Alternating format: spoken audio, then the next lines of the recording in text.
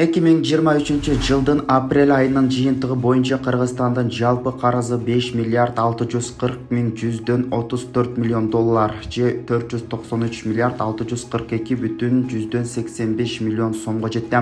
Бул тууралуу Финансы министрлиги жарыялады. Маалыматка караганда мамлекеттин тышкы карызы 4 миллиард 524 бүтүн 193 миллион долларды түзсө, 396 миллиард 22 бүтүн 114 миллион сом. Ички карыз 1 миллиард 115 бүтүн 141 миллион доллар, 97 миллиард 620 бүтүн 171 миллион сом болгон. Ошондой эле мамлекеттик карыз айына 17 бүтүн 12 миллион долларга өскөн.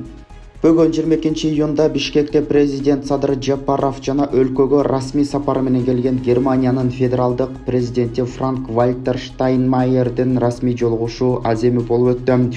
Германиянын федералдык президенти Франк-Вальтер Штайнмайер менен өлкө башчы Садыр Жапаров аларча мамлекеттик резиденциясына келишти. Биргелешкен сүрөткө түшүү аяктагандан кийин өлкө лидерлери тар форматтагы сүйлөшүү залына өтүштү. Ош облусунун Алай районунда катуу жааган жаандан улам сел жүрдү. Бул тууралуу өзгөчө кырдаалдар министрлигинен кабарлашты. Алай районунда алдын ала маалыматка ылайык саат 17:00 жааган жамгырдын кесепетинен Белекбаев айыл аймагына караштуу Терек айылында сел жүргөн. Ошондой эле Кара Тала айылында сел жүргөндүгү тууралуу маалымат 112 кызматына келип түшкөн. Жогоруда аталган маалыматты тактоо максатында райондук бөлүмдүн ыкчам тобу бул айылдарга чыгып кетти. Кошумча маалымат дагы берилет.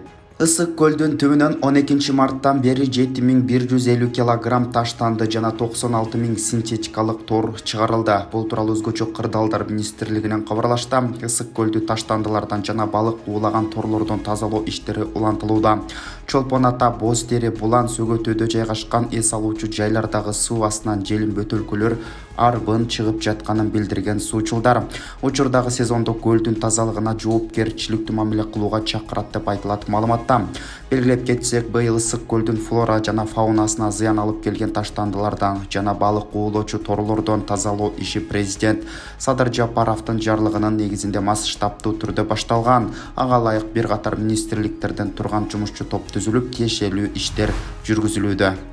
Тоғыз-Тороо районунун 3-даражадагы өзгөчө кырдаал режими киргизилди. Бул тууралуу өзгөчө кырдаалдар министрлигинен билдиришти. Белгилегендей, Нарын дарыясына суунун көлөмү көтөрүлүп, Тоғыз-Тороо районуна караштуу Абызы тилкесин суу жеп ынтымак конушунда жайгашкан 200 кожолукка жана 16 гектар айдоо жерин суу каптаган.